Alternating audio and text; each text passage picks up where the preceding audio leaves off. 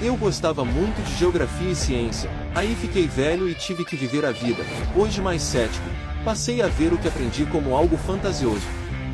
Se fizermos uma análise crítica e sem paixão, por conceitos que nos mostram nos filmes, veríamos o quão somos como crianças, fáceis de ser enganadas. Se não fosse o espetáculo do homem na lua e todo o pós-guerra, talvez teríamos analisado aquilo que aprendemos na escola, então perceberíamos o contraditório. Vamos relembrar um pouco do que aprendemos na escola. As camadas atmosféricas. As camadas atmosféricas são as divisões da atmosfera terrestre, que é a camada de gases que envolve o planeta.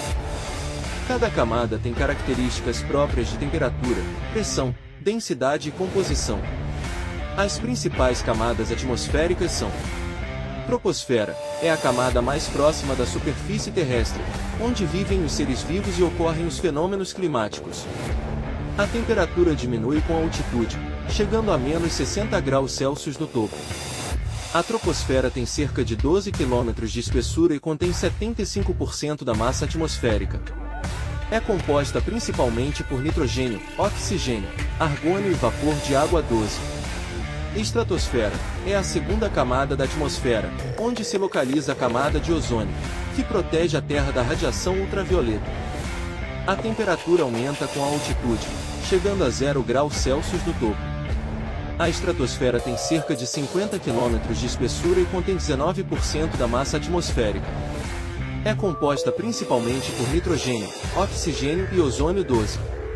Mesosfera, é a terceira camada da atmosfera, onde a maioria dos meteoros se desintegra ao entrar em contato com o ar. A temperatura diminui com a altitude, chegando a menos 90 graus Celsius no topo. A mesosfera tem cerca de 80 km de espessura e contém 3% da massa atmosférica. É composta principalmente por nitrogênio, oxigênio e hidrogênio 12. Termosfera, é a quarta camada da atmosfera, onde ocorrem as auroras boreais e austrais, que são fenômenos luminosos causados pela interação do vento solar com o campo magnético terrestre. A temperatura aumenta com a altitude, podendo chegar a 1500 graus Celsius no topo. A termosfera tem cerca de 500 km de espessura e contém 2% da massa atmosférica. É composta principalmente por nitrogênio, oxigênio, hélio e hidrogênio 12. Exosfera, é a última camada da atmosfera, onde o ar é muito rarefeito e se mistura com o espaço sideral. A temperatura varia de acordo com a radiação solar, podendo ser muito alta ou muito baixa. A exosfera tem cerca de 800 km de espessura e contém 1% da massa atmosférica. É composta principalmente por hélio e hidrogênio 12. Além deste ponto, surge o cinturão de Van Allen. Vamos conhecê-lo agora, pois não lembro de ter aprendido alguma coisa sobre ele na escola. O cinturão de Van Allen é uma região onde ocorrem vários fenômenos atmosféricos devido a concentrações de partículas no campo magnético terrestre. Ele é composto por dois cinturões em forma de anéis, com o centro no Equador. O cinturão interno se estende entre as altitudes de 1.000 e 5.000 km, sua intensidade máxima ocorrendo em média aos 3.000 km. Ele é formado principalmente por prótons altamente energéticos, que se originam pelo decaimento de nêutrons produzidos quando raios cósmicos vindos do espaço exterior colidem com átomos e moléculas da atmosfera terrestre. O cinturão externo fica situado entre 15.000 e 25.000 km de altitude.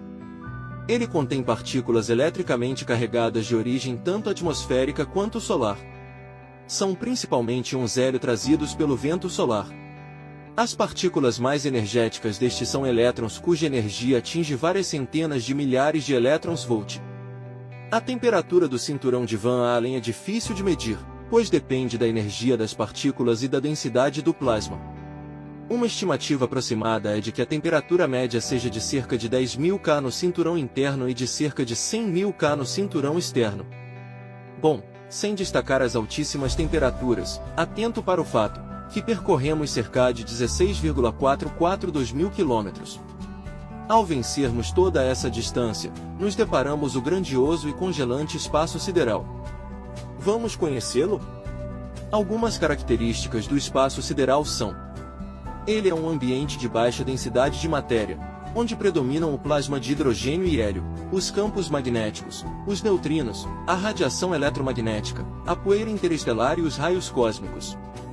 Ele tem uma temperatura média de cerca de menos 270,4 graus Celsius, definida a partir da radiação de fundo do Big Bang.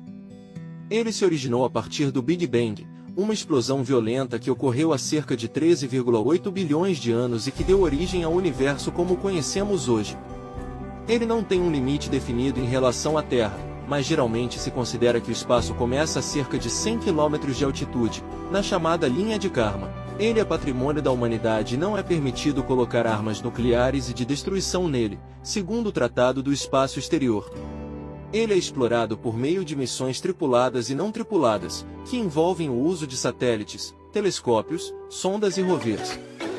Eu não sei quanto a vocês, mas eu custo acreditar que o homem tenha vencido todos esses obstáculos e viajado por 384 mil quilômetros, em uma lata velha coberta de papel alumínio, sem sofrer com todas essas intempéries, ter pousado na Lua, ter saído de lá e ter sacrificado um quarto astronauta, que foi escondido, só para ficar para trás para poder filmar a partida do módulo da Lua.